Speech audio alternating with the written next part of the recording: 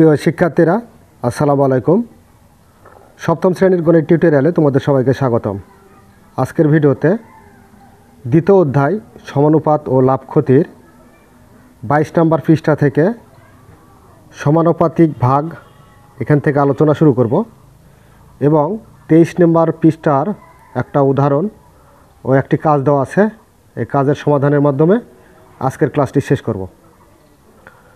তো দেখো, এখানে বলা হয়েছে মনে করি 500 টাকা 3-2 অনুপাতে বণ্টন করতে হবে। তো এখানে 500 টাকা 3 আর 2 অনুপাতে বণ্টন করতে হবে। তো দেখো, এখানে 3কে বলা হয় পূর্ব রাশি আর 2 হচ্ছে উত্তর রাশি। তো এটা দুইটা অনুপাত, এই দুইটা অনুপাতে 500টা টাকা বণ্টন করতে হবে। তো মোট অনুপাত কত? মোট অনুপাত হচ্ছে 3 আর 2 যোগ করলে আমরা পাবো 5। এই 5টা ভাগে ভাগ করতে হবে 500 টাকাকে। ভাগ করে 3 ভাগ দিতে হবে প্রথম ভাগে আর 2 ভাগ দিতে হবে দ্বিতীয় ভাগে। তো এই অঙ্কটা কিন্তু মুখে মুখে করলেও সমাধান করা যাবে। যেমন এখানে 3 আর 2 যোগ করলে 5, 5 দ্বারা 500কে ভাগ করলে 100 পাবো। তাহলে প্রথম ভাগ পাবে 300 আর দ্বিতীয় ভাগ পাবে 200। কারণ প্রথম ভাগের 3 দ্বারা 100কে গুণ করতে হবে, তাহলে 300 হবে। আর দ্বিতীয় ভাগের 2 দ্বারা 100কে গুণ করলে আমরা পাবো 200 টাকা। তো দেখো এখানে কিভাবে সমাধান করা হয়েছে। এখানে 3:2 অনুপাতের পূর্ব রাশি ও উত্তর রাশির যোগফল, অর্থাৎ পূর্ব রাশি মানে 3 আর উত্তর রাশি মানে 2। এই 2 অনুপাতের যোগফল 3 যোগ 2 যোগফল করলে আমরা পাবো কত? 5। অতএব প্রথম ভাগ, তো প্রথম ভাগ কত? প্রথম ভাগের অংশ কত? 3, অর্থাৎ 5 ভাগের মধ্যে 3 ভাগ হবে প্রথম ভাগ।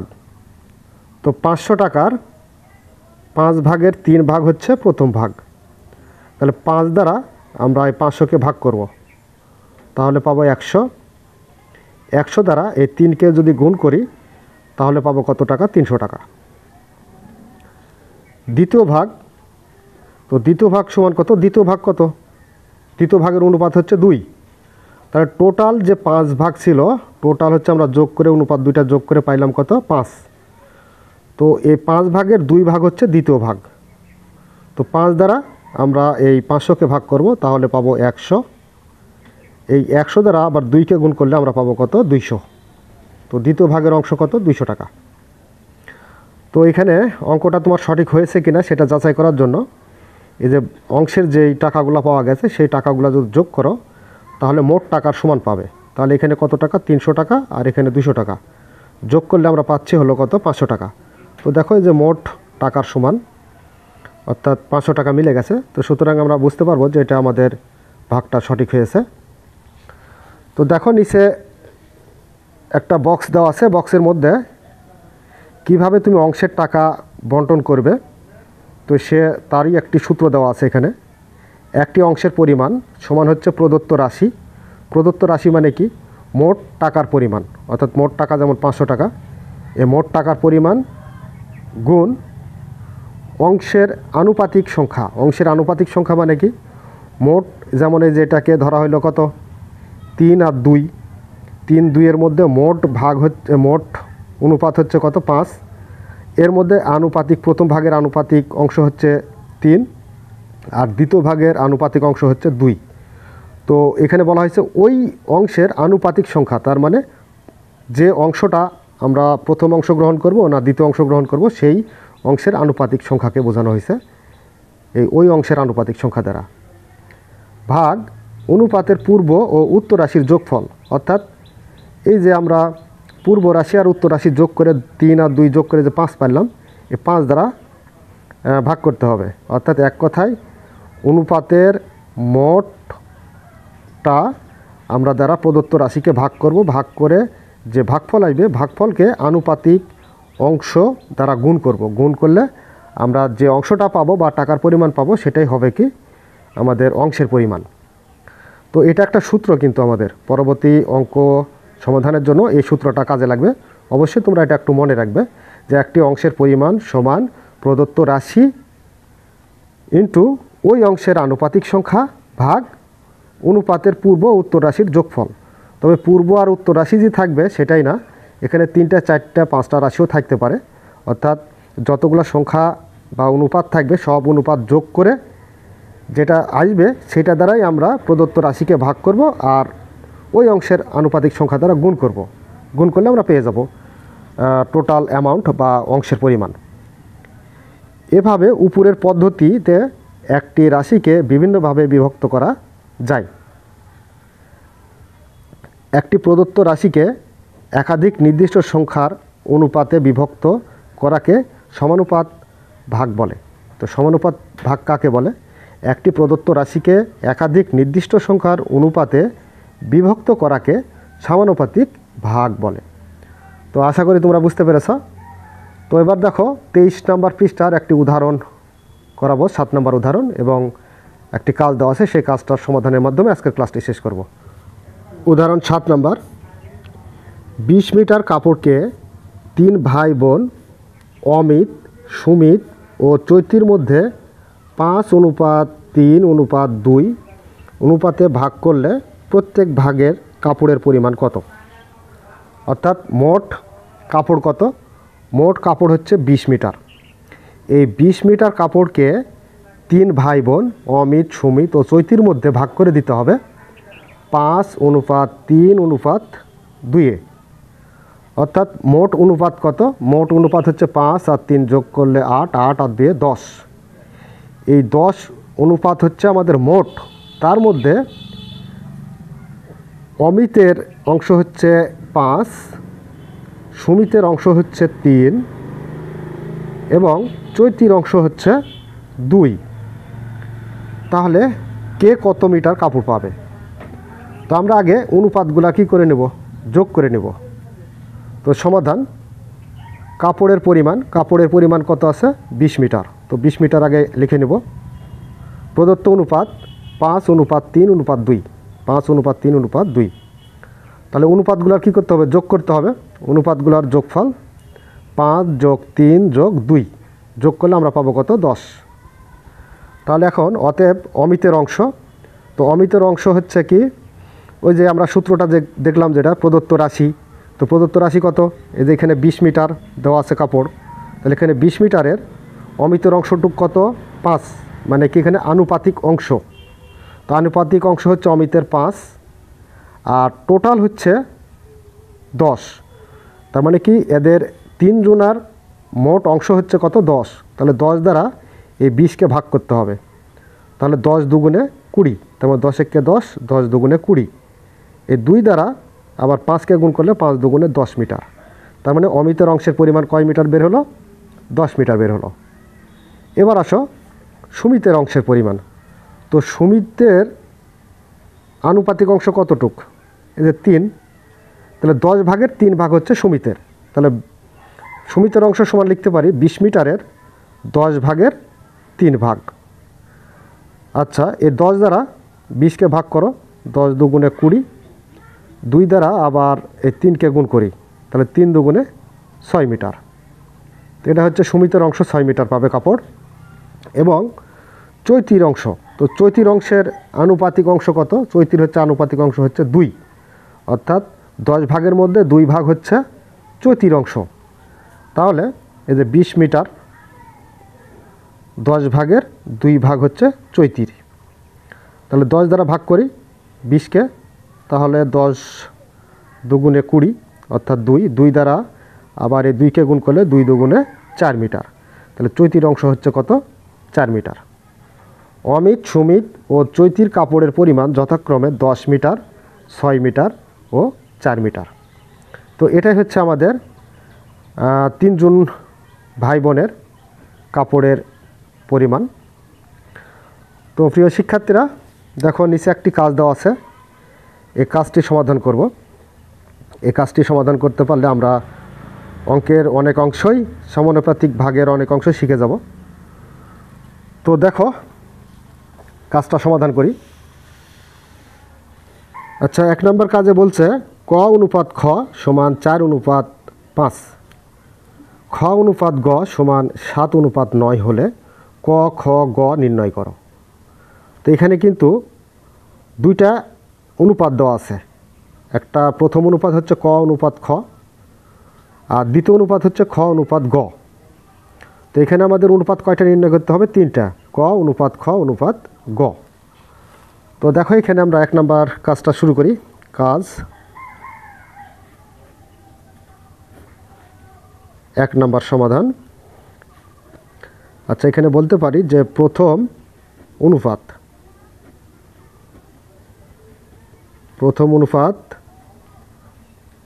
ক অনুপাত খ সমান 4:5। 4 একটু দূরে গিয়ে লিখব, কারণ এখানে আচ্ছা আমরা পরবর্তীতে একটা কাজ করব। এরপরে 5। আবার দ্বিতীয় অনুপাতে আসো, দ্বিতীয় অনুপাত। তো দ্বিতীয় অনুপাতে কি আছে? খ অনুপাত গ সমান হচ্ছে 7:9। খ অনুপাত গ সমান 7:9। তো এবার লক্ষ্য করি আমরা, দেখো এই যে প্রথম অনুপাতের 4 হচ্ছে পূর্ব রাশি আর 5 হচ্ছে উত্তর রাশি। আবার দ্বিতীয় অনুপাতের 7 হচ্ছে পূর্ব রাশি আর 9 হচ্ছে উত্তর রাশি। তো প্রথম অনুপাতের ক্ষেত্রে আমরা এই যে দ্বিতীয় অনুপাতের যে উত্তর রাশি, পূর্ব রাশি, দ্বিতীয় অনুপাতের পূর্ব রাশি কত? 7। এই 7 দ্বারা প্রথম অনুপাতের 2টাকেই গুণ করতে হবে, 4কেও গুণ করতে হবে, 5কেও গুণ করতে হবে। তো দেখো এখানকার পূর্ব রাশি 7 দ্বারা আমরা 4কেও গুণ করব, আবার 5কেও গুণ করব। আচ্ছা, গেল। এবার এই যে এখন দ্বিতীয় অনুপাতে আমরা গুণের কাজ করব। তো দ্বিতীয় অনুপাতে গুণের কাজ করতে হলে প্রথম অনুপাতের উত্তর রাশি কোনটা, এই উত্তর রাশি দ্বারা গুণ করতে হবে। তো উত্তর রাশি কোনটা? যে 5। তো 5টা হচ্ছে উত্তর রাশি। তো উত্তর রাশি দ্বারা আমরা দ্বিতীয় অনুপাতের 2 অনুপাতটাকে আমরা কি করব? গুণ করব, সাথে সাথে গুণ করব এবং 9-এর সাথেও গুণ করব। তাহলে এখানে কত পাবো? দেখো 4 7 28, 5 7 35। এবার নিচে আসি, 7 দ্বারা 5কে গুণ করে 5 7 35 অনুপাত 5 নং 45। তো আচ্ছা দেখো এখানে কিন্তু খ আর এখানেও আছে খ। তো ক্ষয়ের 2 জায়গার অনুপাতটাই একই হবে। তো এখানে ক্ষয়ের অনুপাত কত? ক্ষয়ের অনুপাত হচ্ছে 28 আর ক্ষয়ের অনুপাত হচ্ছে 35। আবার দ্বিতীয় অনুপাতে আসলেও দেখছি যে ক্ষয়ের অনুপাত হচ্ছে 35 আর গয়ের অনুপাত হচ্ছে 45। তার মানে ক্ষয়ের অনুপাতটা কিন্তু মিলে গেছে, যে 35 35। তো এখন আমরা এটাকে ক অনুপাত খ অনুপাত গ আকারে প্রকাশ করতে পারি। অতএব ক অনুপাত খ অনুপাত গ সমান হচ্ছে কয়ের অনুপাত কত? কয়ের অনুপাতে যে 28 অনুপাত ক্ষয়ের কত হচ্ছে? ক্ষয়ের এখানেও 35, আবার ক্ষয়ের এখানেও 35। তো একটা 35 লিখলেই হবে। আর গয়ের অনুপাত হচ্ছে কত? 45। তো এটাই হচ্ছে আমাদের উত্তর, বা অ্যান্সারও বলতে পারো, অ্যান্সার বলা যাবে না, উত্তর। তো এ গেল আমাদের 1 নাম্বার। এবার 2 নাম্বারে আসো। 4800 টাকা আয়েশা, ফিরোজা ও খাদিজার মধ্যে 4:3:1 অনুপাতে ভাগ করে দিলে কে কত টাকা পাবে? তার মানে মোট টাকার পরিমাণ কত? 4800 টাকা। এই 4800 টাকাকে আয়েশা, ফিরোজা ও খাদিজার মধ্যে 4:3:1 অনুপাতে ভাগ করতে হবে। তো এখানে আমরা এর পূর্বেই কিন্তু এই নিয়মে আমরা অঙ্ক করলাম, উদাহরণ 7 এবং 6 নাম্বার। তো দেখো এখন এই অঙ্কটা করে দেওয়ার চেষ্টা করি। তো এখানে আমাদের মোট টাকার পরিমাণটা কত সেটা আগে উঠিয়ে নিই। নাম্বার 2, মোট পরিমাণ 4800 টাকা। এই যে মোট টাকার পরিমাণ হচ্ছে 4800। তো এবার দেখো আমাদের প্রদত্ত অনুপাতগুলো কি কি আছে? 4:3:1। অতএব প্রদত্ত অনুপাত 4:3:1।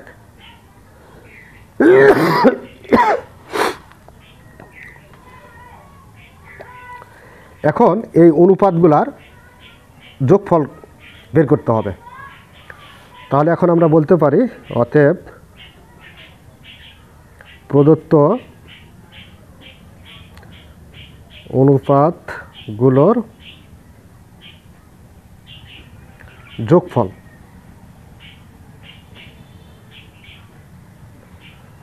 সমান 4+3+1।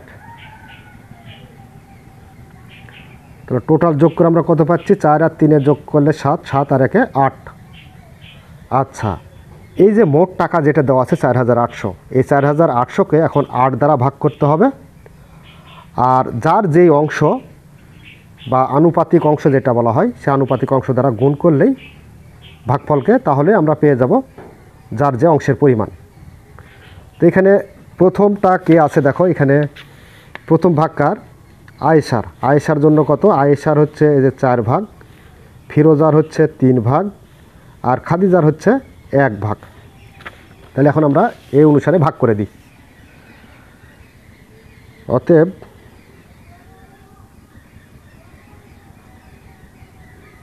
আয়েশার অংশ, তো মোট টাকা কত? মোট টাকা হচ্ছে 4,800। তো এখানে টাকারও দেওয়া যায়, এরও দেওয়া যায়, আবার গুণও দেওয়া যায়। তো আমি গুণ দিলাম। মোট ভাগ হচ্ছে 8, 8 ভাগের মধ্যে আয়েশার অংশ হচ্ছে কত? 4। তার মানে 8 দ্বারা এই 4800কে ভাগ করতে হবে। তাহলে 8 দ্বারা 4800কে যদি ভাগ করি, তাহলে 6 8 48, আর 2টা শূন্য আছে, 2টা শূন্য উঠে যাবে। তার মানে 4800-এর মধ্যে 8 ভাগ যাবে 600 বার। 600 দ্বারা এখন 4কে গুণ করলে আমরা পাবো 4 6 2400, মানে 2400 টাকা। তাহলে এখানে আয়েশার অংশ কত পেলাম? 2400 টাকা। এর পরেরটা কে আছে? এর পরেরটা আছে ফিরোজা।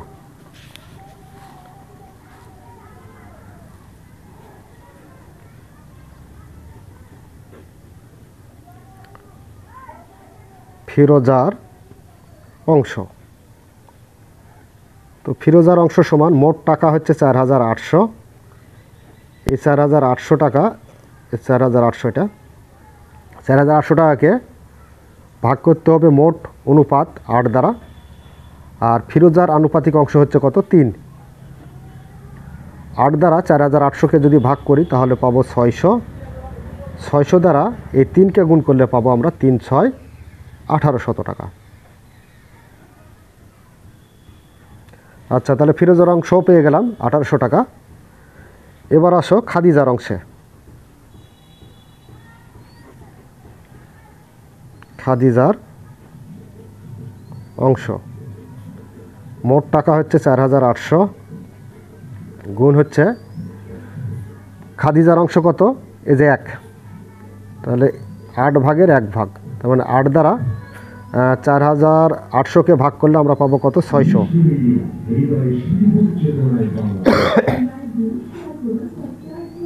তো 600কে 1 দ্বারা গুণ করলে আমরা পাবো 600 টাকা।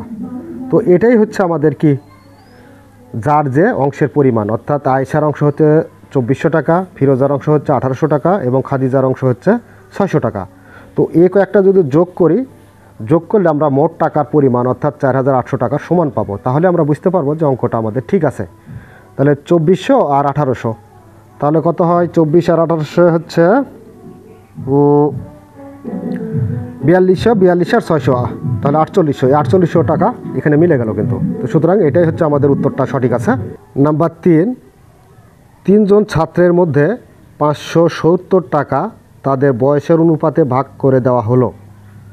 তাদের বয়স যথাক্রমে 10, 13, 15 বছর হলে কে কত টাকা পাবে? তো এখানে দেখো, আমরা এই মোট যে টাকা 570, এই 570কে এখানকার আমরা এই 10, 13 আর 15 যোগ করে যা আসবে মোট অনুপাত, সে অনুপাত দ্বারা ভাগ করব। ভাগ করে প্রথম ছাত্রের হবে 10 ভাগ, দ্বিতীয় ছাত্রের হবে 13 ভাগ এবং তৃতীয় ছাত্রের হবে 15 ভাগ। তো এখানে এই টোটালটা যোগ করে যা আসবে সেটা দ্বারা একে ভাগ করলে ওই ভাগফলকে আবার 10 দ্বারা গুণ করতে হবে, 13 দ্বারা গুণ করতে হবে এবং 15 দ্বারা গুণ করতে হবে। গুণ করলে তাদের বয়স অনুসারে আমরা সে মোট টাকার পরিমাণটা বন্টন করে দিতে পারবো। নাম্বার 3, মোট টাকার পরিমাণ 570। আচ্ছা, তাহলে প্রদত্ত অনুপাত কি আছে? প্রদত্ত অনুপাত 10 অনুপাত 13 অনুপাত 15। এটা ওখানে দেওয়া আছে, প্রশ্নে দেওয়া আছে হচ্ছে বয়স। এই বয়সটাকে অনুপাত তৈরি করতেছি আমরা। তো অতএব অনুপাতগুলোর যোগফল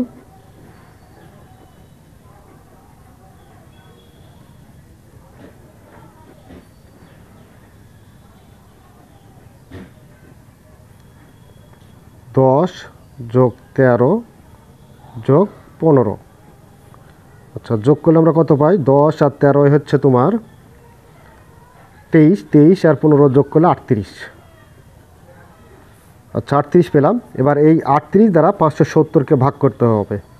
ভাগ করে যার যেই বয়স, সে বয়স অনুসারে আমরা দিয়ে দিব, অর্থাৎ বয়স দ্বারা গুণ করব। গুণ করলে তাদের অংশের পরিমাণটা পেয়ে যাব। তাহলে এখানে আমরা বলতে পারি যে প্রথম ছাত্রের অংশ, তো প্রথম ছাত্রের অংশ টোটাল টাকা হচ্ছে আমাদের 570। তো 570 গুণ আমরা মোট অনুপাত 38 দ্বারা ভাগ করব, আর প্রথম ছাত্রের অংশ হবে 10 আর 10 দ্বারা গুণ করব, অর্থাৎ 38 ভাগের 10 ভাগ হচ্ছে প্রথম ছাত্রের অংশ। তো এখানে দেখো আমরা 38 দ্বারা 570কে একটু ভাগ করে দেখি। 570 ভাগ হচ্ছে 38, তাহলে আমরা পাচ্ছি 15। তো এখানে 38 দ্বারা 570কে ভাগ করলে পাবো 15। 15 দ্বারা 10কে গুণ করলে পারে পাবো হচ্ছে 150। তো প্রথম ছাত্র পাবে হচ্ছে 150 টাকা। এরপর দ্বিতীয় ছাত্রের অংশ, তো দ্বিতীয় ছাত্রের অংশ মোট টাকা হচ্ছে 570 আর মোট অনুপাত হচ্ছে 38। 38-এর মধ্যে দ্বিতীয় ছাত্রের অনুপাত হচ্ছে 13, তার মানে 13 দ্বারা 38 ভাগের 13 ভাগ। এবার 38 দ্বারা 570কে ভাগ করি, তাহলে পাবো কত? 15। আর এই 15 দ্বারা 13কে গুণ করলে আমরা পাবো দ্বিতীয় ছাত্রের অংশ। 15 গুণন হচ্ছে 13, তাহলে পাচ্ছি আমরা 195 টাকা। আচ্ছা, এবার আসো তৃতীয় ছাত্রের অংশ সমান হচ্ছে 570 হচ্ছে মোট টাকা। একে আমরা তৃতীয় ছাত্রের অনুপাত কত? 15, আর মোট অনুপাত হচ্ছে 38, অর্থাৎ 38 ভাগের 15 ভাগ হচ্ছে তৃতীয় ছাত্রের অংশ। তাহলে 38 দ্বারা আমরা ভাগ করি 570কে, তাহলে 15 পাবো। এবার 15 দ্বারা 15কে গুণ করলে পাবো হচ্ছে 225 টাকা। তো এটা হচ্ছে আমাদের তৃতীয় ছাত্রের অংশ। তো এবার দেখো, এই যে এই অংশগুলো যদি আমরা যোগ করি, তাহলে এই যে 570 মোট টাকার সমান পাবো। তাহলে আমরা বুঝতে পারবো, যদি 570-এর সাথে মিলে যায় তাহলে বুঝতে পারবো যে আমাদের অঙ্কটা ঠিক আছে বা অংশ বন্টনটা ঠিক আছে। তো আমরা একটু যোগ করে নিই। 150 যোগ হলো 195 যোগ হচ্ছে 225 সমান হলো 570। তো এই যে মিলে গেছে, তো ঠিক আছে এটা। তো দেখো, এখানে আমরা এটাও উত্তর দিয়ে দিলে হবে, বা তোমরা এখানে নিচে এসে উত্তরে আবার লিখতে পারো যে প্রথম ছাত্রের অংশ হচ্ছে 150 টাকা, দ্বিতীয় ছাত্রের অংশ 195 টাকা এবং তৃতীয় ছাত্রের অংশ হচ্ছে 225 টাকা। তো এই ছিল আমাদের 23 নম্বর পৃষ্ঠার কাজ। প্রিয় শিক্ষার্থীরা, আশা করি তোমরা আজকের ক্লাসটি খুব সুন্দরভাবে বুঝতে পেরেছ। যদি বুঝতে পেরে থাকো তাহলে অবশ্যই আমাদের চ্যানেলটি সাবস্ক্রাইব করে আমাদের সাথে থাকবে, এবং তোমরা কে কোন জেলা থেকে আমাদের ভিডিওটি দেখছো এবং কোন স্কুল থেকে, তোমাদের স্কুলের নাম এবং জেলার নাম লিখে কমেন্টস করবে। তো এই বলে আজকের মতো ক্লাস এখানে শেষ করছি। ধন্যবাদ সবাইকে।